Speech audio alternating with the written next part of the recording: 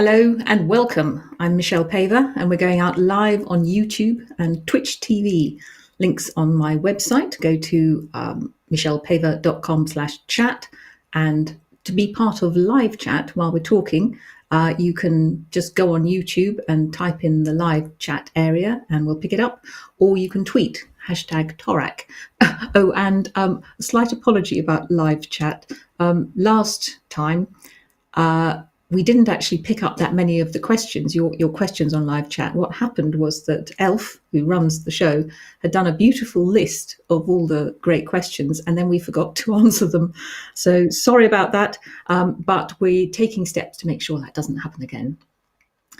So tonight, as we did before, we're going to be splitting Ask Michelle Anything, that's the question section, into two parts.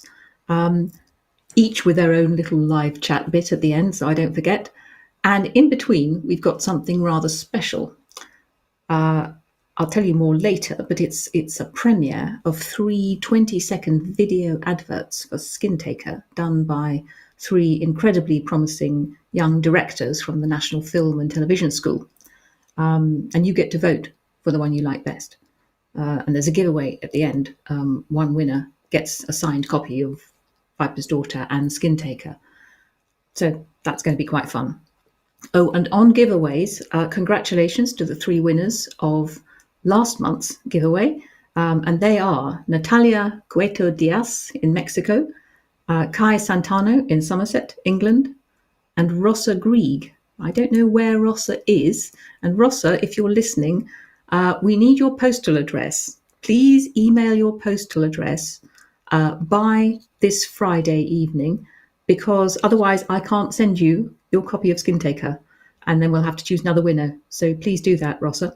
But anyway, well done all 3, and you will shortly be getting a copy of Skin Taker signed by me. So now it's time for the first part of Ask Michelle Anything. And we've got some really, really great questions, actually. Just start off with the first. First of all, we've got a couple of comments. This is Simone. My gran, around 8 years ago, forced me to pick a book from the bookshop. She said, you didn't care what book, as long as I tried to read it. And at the time, Simone didn't actually like reading very much, but she did like wolves. So she tried Wolf Brother and was captivated. And it jump-started my interest in reading. I am so glad, Simon. I love to hear that, because, that's going to be with you forever. So that's wonderful to hear. And then we've got Joe. I just wanted to thank you for the amazing books you've made. It's my 22nd birthday in March. So sorry, that was a while ago. Hoping to get Skin Taker. Well, I hope you've got it, and happy birthday belatedly. We also had a nice long one from Mike Amos, who's been watching a fox and very busy. And also from Ryan, who's a regular. These are too long to post, but I just wanted to say thank you, Ryan, for that glowing review on Empire of Books. That's Ryan's website. I do recommend it, actually, not just because he's given me a glowing review, but it is a lovely review. And thank you for talking about the cover as well, because I agree with you, Ryan. I think it's lovely. And now we have a few more questions. Here's one from Jessica. Oh, actually, yes, this is really interesting. Jessica runs a moderator of rwolfbrother.discussion. This is on a thread on something called Reddit, of which I had not heard. It looks rather splendid. Oh, wow, that is splendid. In my ignorance, I didn't know about Reddit, but this looks quite amazing. And you're running a competition with an opportunity to design a tattoo for any of the clans with unconfirmed tattoo. That's a great idea. And the question from Jess is, would I like to get involved in any of this future lives, or something? Yes, absolutely. Happy to. You will have gathered from my total ignorance that I'm probably not, I couldn't just sort of twiddle, pound a few keys and get onto it. But Elf, otherwise known as my agent, has said we're happy to get involved. Get in touch with him through my website, and we'll see what we can do. Absolutely. And finally, in this part, there are 2 more. Yes, 2 more questions. These are both about television or film. Ava wants to know if the Wolf Brothers series, which are her favourite books, will be made into a movie anytime soon. She's very polite, saying, sorry if you weren't planning to and I wasted your time. It is never a waste of time for me to read your questions. And also, before I answer that, Oliver says he's so excited about Skin Taker coming out. Question about the TV series you mentioned last year. Are there any updates? If there was even the tiniest update you can give us, could you? Well, when you wrote that, I had nothing to update you on. I really don't have that much, but I can tell you the most recent news, which is last Friday evening, so it's only 3 days ago. I and Elf had a visual meeting, a virtual meeting with the producers, the people we hope will be the producers of, if the series gets greenlit. One of them was overseas, and so we had to have it in the evening. And it was lovely. It went very well. And all I can say is that there is a sense of cautious optimism. But we won't know whether the series has been greenlit. In other words, there'll be some money to go ahead and start filming and planning for another few months, I'm afraid. So thank you for those. Now we can... Yes, I'm just consulting my script because this is quite a complicated one. So let's see if we've got any live chat questions, because I don't want to leave out too many of these live chat questions since we did, last month. Have we got any, Elf, that I should have a look at? Which places do you go to get inspiration for the animals and characters? Well, it depends on the book. If I know roughly the setting, for example, with Viper's Daughter, that was a bit extreme because I knew that mammoths were going to come into Viper's Daughter. So I thought, well, it would be really nice to get to Wrangel Island, which was the last known home of the woolly mammoth. So I did. So that did really help to get a feel for where mammoths had ended up. And that, I think, helped inspire the sort of feeling of the end of the world. They'd really ended up at the end of the world. But it could be, it doesn't have to be like that. I've had inspiration from a squirrel in Sainsbury's car park. Can you give us any hints for what is to come in Wolfbane? Not really, except later on in one of the questions asked about the Kelp clan, and I can tell you that much, that there's the Kelp clan will be coming back into it. So it will be one where we're out to sea quite a lot. So I suppose, that's enough to be getting on with. Vipers, they're brilliant additions. Thank you. I'm currently 39 weeks pregnant, so reading isn't easy. I've been listening to the audiobooks. Fantastic. Well done you. And yes, take it easy. Listen to audiobooks. We've already had that one. The characters, that's these characters. I don't, the inspiration comes from inside my head now, I think. I think that's it for the live chat. Otherwise, we'll go. Yeah. So now we've got the bit in the middle, which I'm quite excited about, which is talking about these commercials. Because what's happened is that these commercials that I'm about to show you have been made by 3 young directors at the National Film and Television School, one of the world's most respected film schools. Directors have gone on to direct Harry Potter and Wallace and Gromit and Distant Voices, Still Lives, amazing directors.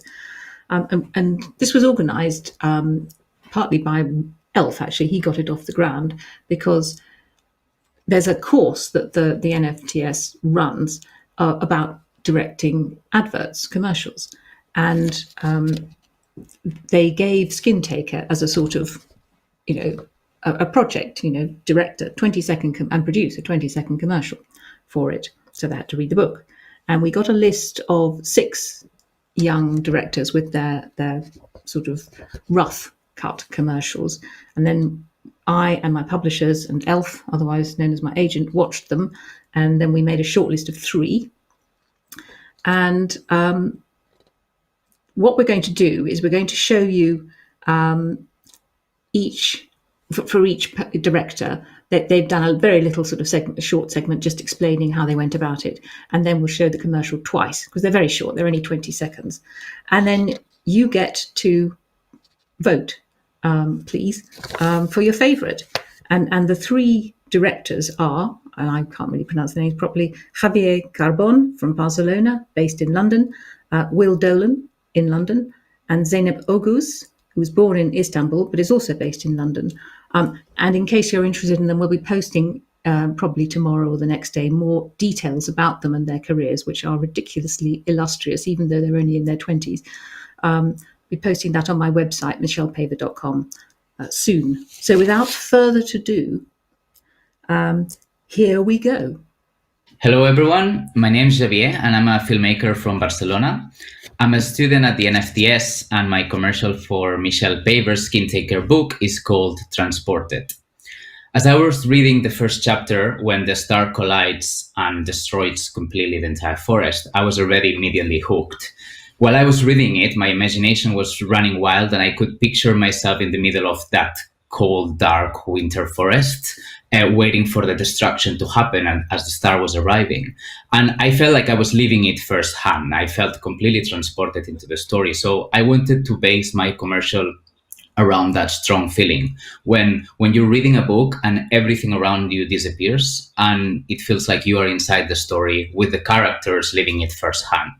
It felt so incredibly powerful. So I based my commercial around that, around feeling transported into the story. The shoot was really fun. We created a forest inside the stage. So we shot everything indoors. We had fake snow. We have like massive fans making the snow fly all around the room. And it was actually very challenging, but super, super, super fun. The whole crew had an amazing time. And yeah, I hope you enjoy my commercial and hopefully you vote for it. And thank you very much for listening. Bye.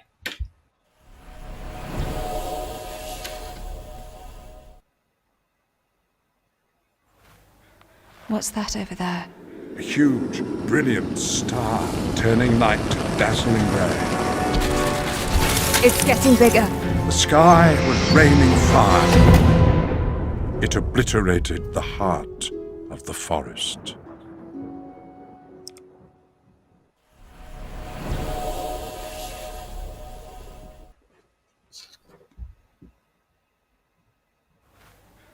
What's that over there? A huge, brilliant star, turning night to dazzling ray. It's getting bigger.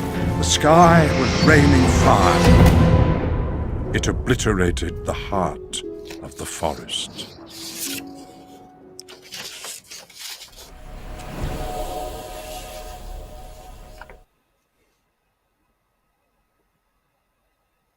Hey, I'm Will Dolan. I directed one of the Skin Taker commercials. I was really fortunate to get to read Skin Taker back when we were starting work on it. I just fell in love with the world of the book and then the rest of the series, which I read the entirety of before we got to shoot.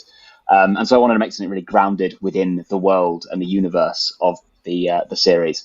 And I was really lucky that the team I was working with were all very much behind that vision and all very much came together to help build a world that felt as true to the books as we could possibly make it. So that's what the commercial is about. I really hope you enjoy it, and please do vote for me over the next few days and for our commercial. And yeah, enjoy.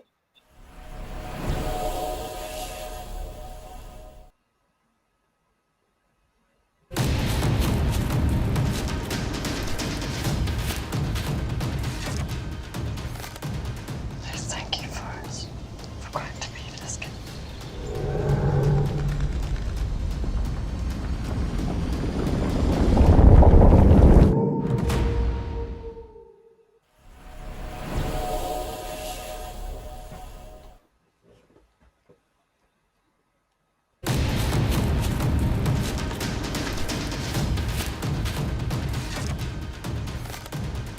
Thank you for going to be this kid.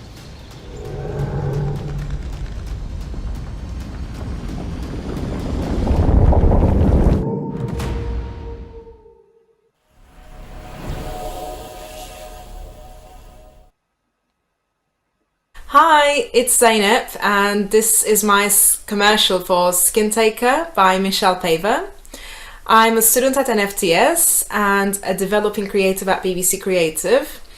When I first read the book, I had this feeling of, wow, how it must feel so special to be in this ancient forest.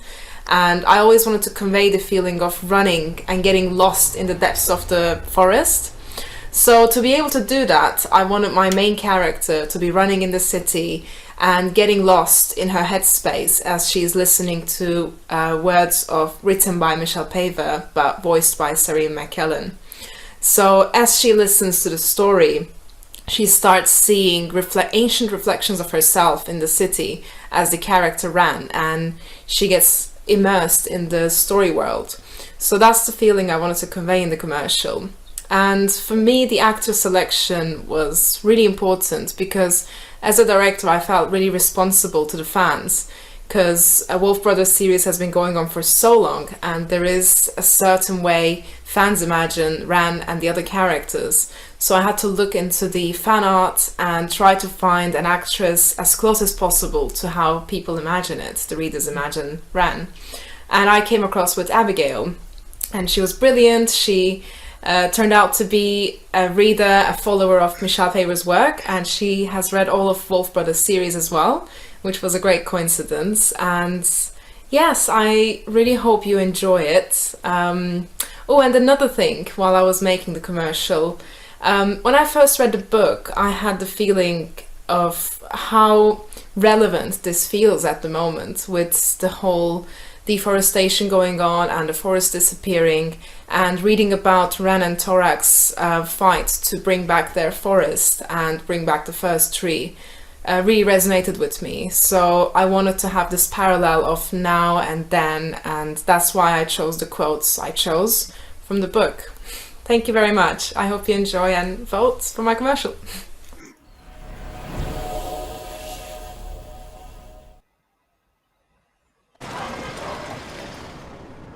Some places in the forest you can only find when you're lost.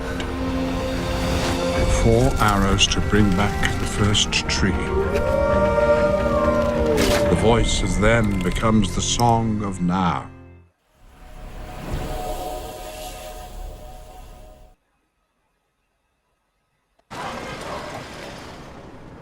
Some places in the forest you can only find when you're lost.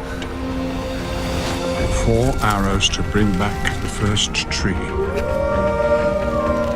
The voice of then becomes the song of now.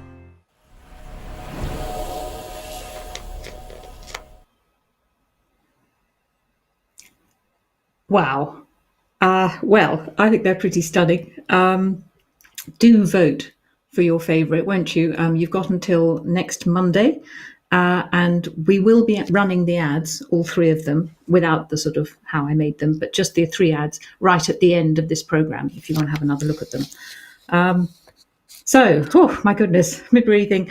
Now we better turn to the rest of Ask Michelle Anything, part 2. So if we can, yes, if I can just grab the questions. Now we have some quite meaty questions here. Yes, first of all, there were a few what I call availability questions. Generally, if you can't find a copy of one of my books or the audiobook, as it says on Ask, on the Ask page of my website, you have to really contact the publishers in your country, and there is a list on my website of those publishers. So Felipe, for example, says, when does it come to Brazil? When does Viper's Daughter and Skin Taker come to Brazil? Bernardo also wants to say that. How many of the books have come? I don't know, I'm afraid, because it's up to the Brazilian publishers to actually buy them and then publish them. Adela loves the books. She's from Poland, and you've got sort of some have been translated, some haven't. You're particularly keen on getting Warrior Bronze, which is part of the Bronze Age series. I'm sorry, I don't know when if they'll be published in Poland, because I don't know whether. But that's a lovely picture. It's a really good picture, and you had a really interesting point. You said you once had a dream about Hylas being Torak's far ancestor. I wish I had dreams like that. I really envy you. What do you think about that? Well, it's You said you think it sounds crazy. It was always sort of in the back of my mind. Not perhaps directly, a genetic ancestor, but they'd certainly had similar traits. And Hylas comes from the sort of people who were hunter gatherers. So yeah, that's a great thing. But I'm sorry I can't help you with more about getting hold of the book. I won't be showing the others, but just to name check a few. Jonathan Millard wanted to know if you could have personalised signed copies. I'm not really doing them at the moment because of COVID. Beatrice wanted to know if you can get hold of the audio book of Gods and Warriors. Apart from book 1, they don't exist, I'm afraid. Penguin decided not to record them. So you better take that up with Penguin, I'm afraid, but I can't do anything about that. And then Maya also wanted to know whether Viper's Daughter and the other new books will be translated into Norwegian. Again, I'm not sure, but do feel free to ask, email the publishers, and there's a list on the website. Beyza Nur Yashar from Turkey, sorry about that, wants to know if they'll be published in Turkey. Again, similar point. Now, moving on to some rather meatier questions. Justin wonders what made you pick the animals and plants that you did for the clans in particular. Were there any clans that you planned but scrapped? Well, I had to go back to my original notes, which I still have because I use them, of course, for Wolfbane.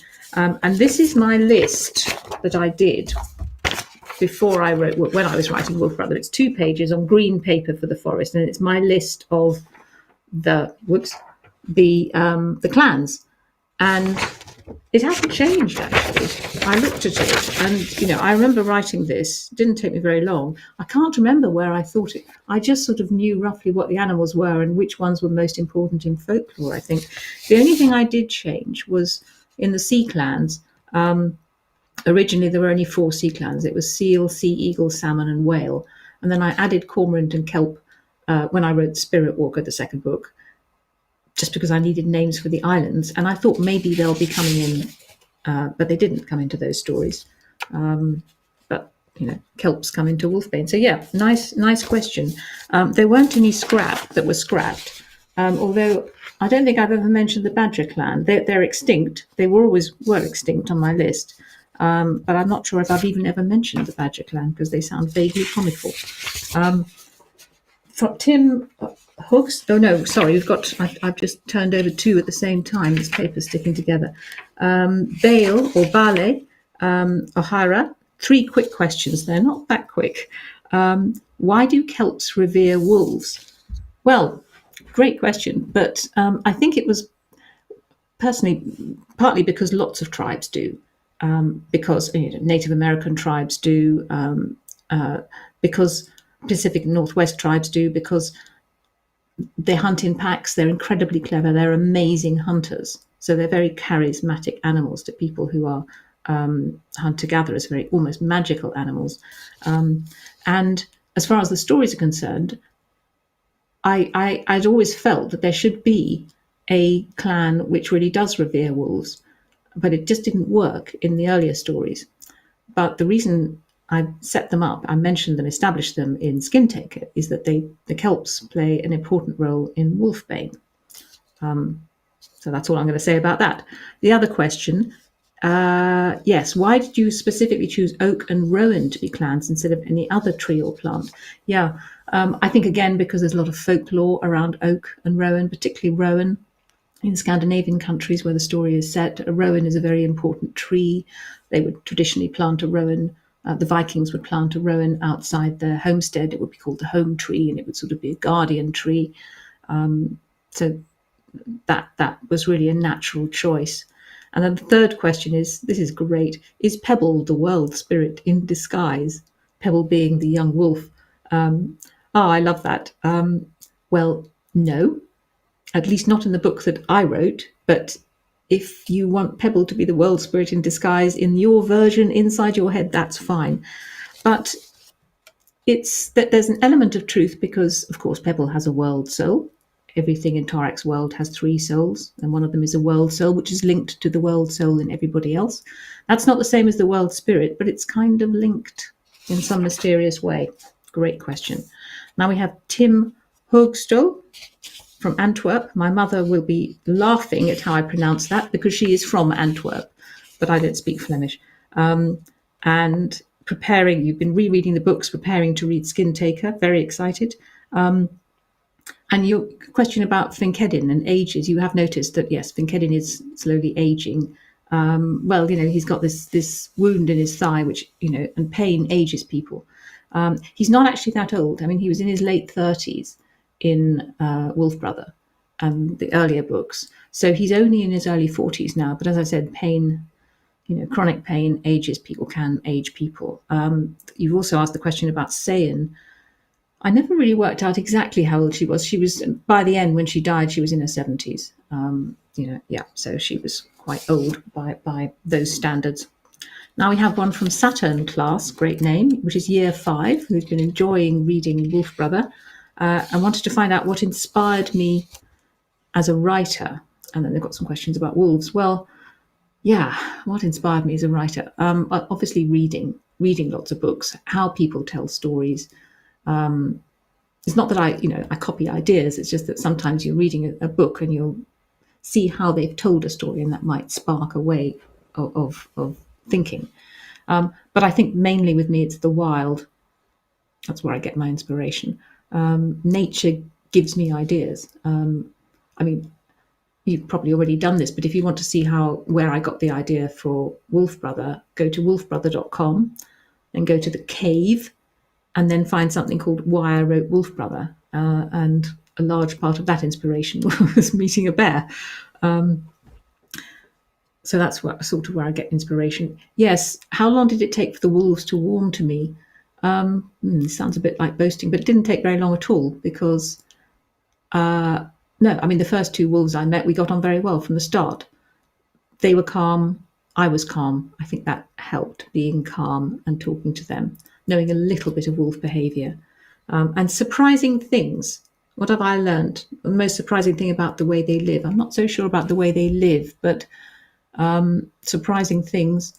One is quite gruesome, but it did make me laugh. But the wolves at the trust where I did, they used to eat mice like crisps. That's what one of the volunteers told me, and it just conjures up quite a funny image. I think one thing I really loved was Torak. When he was Torak the wolf, when he was a small cub, I remember picking him up by putting my hand under his belly, and he'd just eaten. I just bottle fed him with milk, and he burped. And I didn't know that, you had to burp wolf cubs just like babies. I thought that was incredibly cute, but a bit too cute to put in the books. And we've got a lovely one from Juliet, who is 8. Reading Wolf. There's a picture of. I think I've got a picture of her. Yes. I'm reading Wolf Brother. I'm finding it really fascinating. Yes, lovely picture there. I would love to write books like you. Well, good for you, Juliet. And I would like to know how you come up with your ideas. Yes. As I said, you can get ideas from anything. I mean, I do read newspapers, and sometimes, I got actually an idea for quite a main part of Wolfbane, the one I'm writing at the moment, from a newspaper cutting about a dog, not a wolf. So that was just in a newspaper. Actually, and my mother had cut it out for me. So sometimes it's that, sometimes it's a documentary on television about nature. Could be something that someone told me. You're reading Wolf Brother at the moment. The bit when Torak goes over the waterfall, I hope that's not a spoiler for you, that was because my father, when he was a young man, went over a waterfall by mistake. He fell in a river and he could have died. And I remember asking him years before I wrote Wolf Brother about how he felt when he thought he was going to die going over the waterfall. But I think the biggest inspiration, certainly for these books, is being in nature. And, I've had so many ideas just being out there. In Wolf Brother, in the Finnish forest where I did my research, lingonberries. I'd never even seen lingonberries, and I was picking them off of the forest floor, and that's why they're wolves' favourite berries. Yes, Callum has an interesting one. Why do you make the bear a highly revered animal in the forest? Do you have a lot of personal respect for them? Or is it natural in real life for them to be highly revered? I do not have personal respect for bears. I'm fascinated by any wild animal, but I've had some dodgy encounters with bears, and I don't find myself warming to them particularly. I think that's because, they're solitary. I don't know, I just don't particularly. I think people do generally revere them. Traditional people, many traditional people who have to or had to live in the forest with them do, because they're so big and strong. And the other thing about many things about bears, they hibernate. That's quite strange. And it's quite strange if you're a traditional person, you think they go into the ground, and then they come out again. That's so weird. Also, males can eat their young, and that's quite a weird thing. And bears are quite man-like. They can look quite human when they stand up on their hind legs, and the skeleton looks quite man-like. So there's something, the man of the forest about them, the sort of shaggy man of the forest. You can understand why they are revered. And the Sami in Scandinavia revere bears. So it was natural that I would build that into the story. It just seemed to work. And finally, we've got a lovely one from Alexia in France. During the summer, she traced all the maps from the beginning of the Chronicles books and merged them together, adding details and linking them up to create a full map of the known Chronicles of Ancient Darkness world. She then inked it onto a massive piece of wallpaper, so you could hang it up. She could hang it up in her room like a tapestry. And it has been on her above her bed since August. It's been in the background for online classes. Isn't that amazing? I love all the symbols you've got up the size and everything. Posted it on your Instagram.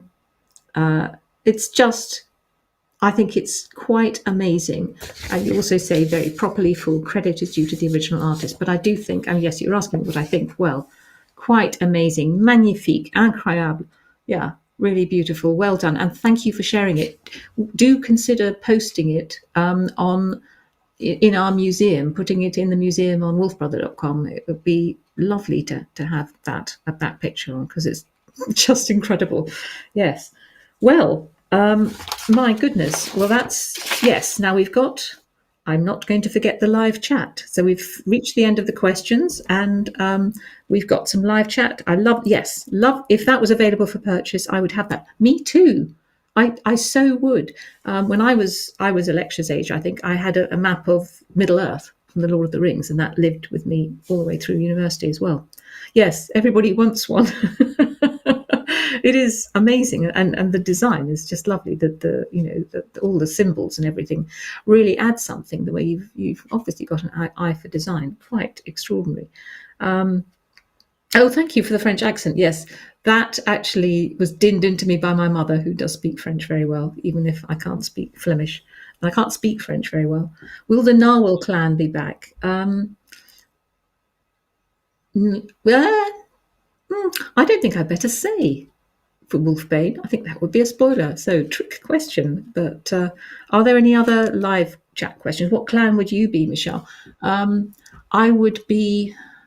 I've always thought I would hope to be Raven, actually, not Wolf Clan, because I don't think they're very nice to Torak. I think I'd be Raven because they're sort of moderate, they're not religious fanatics, and they're not, they're not like the Narwhals. Yeah, I think I would be. Can we vote on the chat? Can we vote on the chat?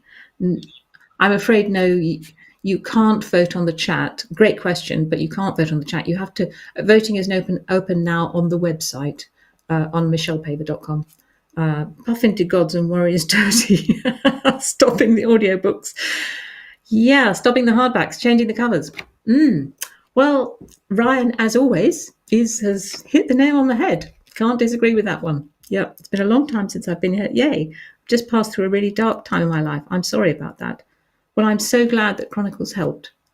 I'm really glad you helped. And I hope you've come out the other end, or are coming out at the end of the dark period.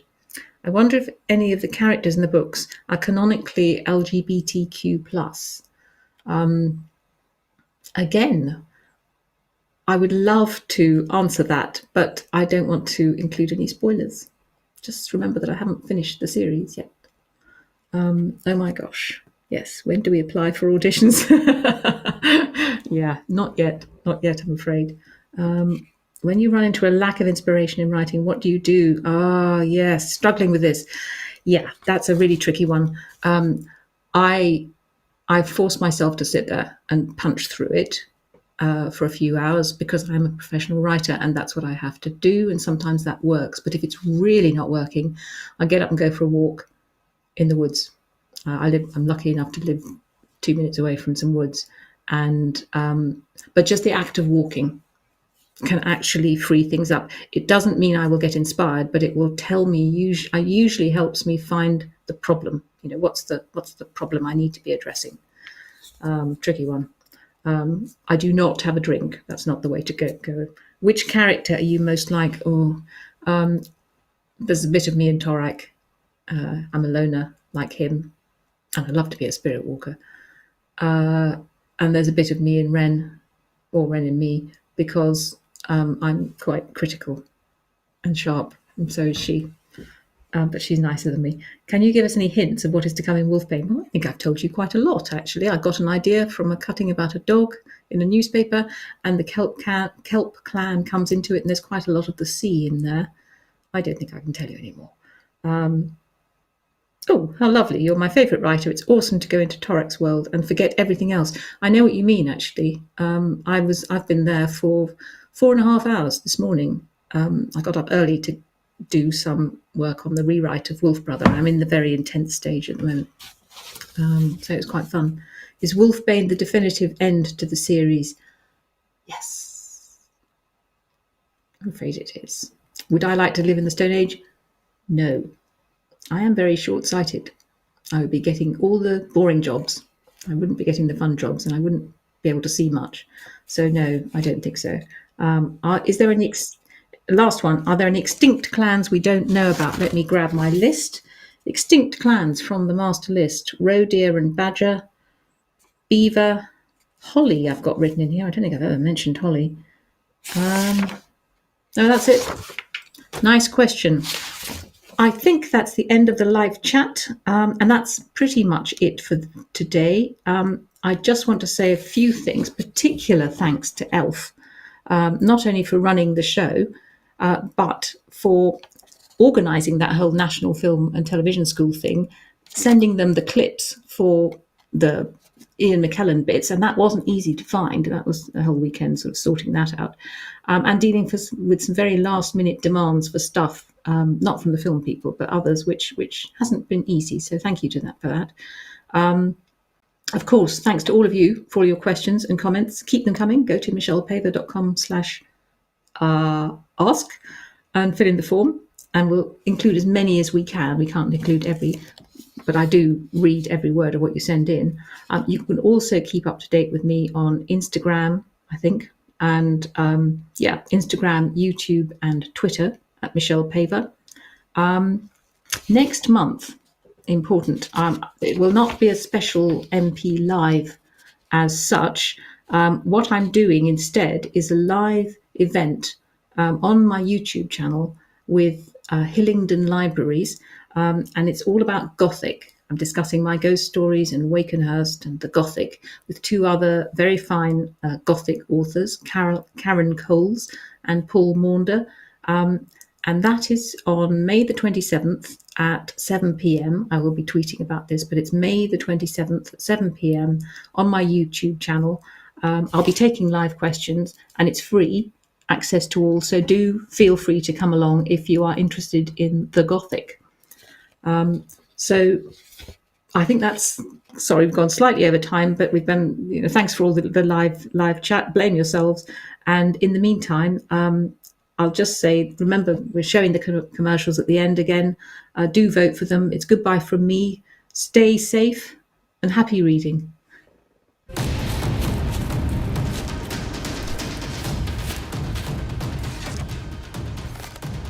Thank you for going to be this kid.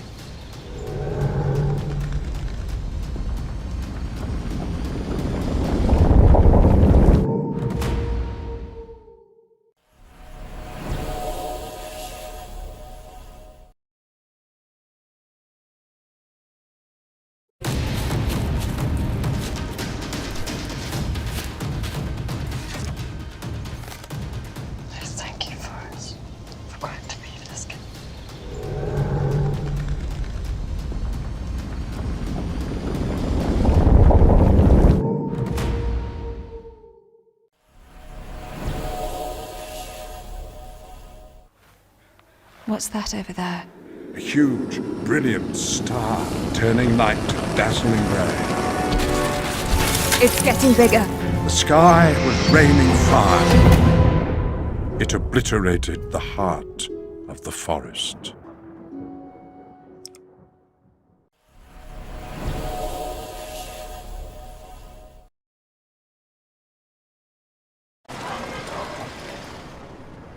Some places in the forest you can only find when you're lost.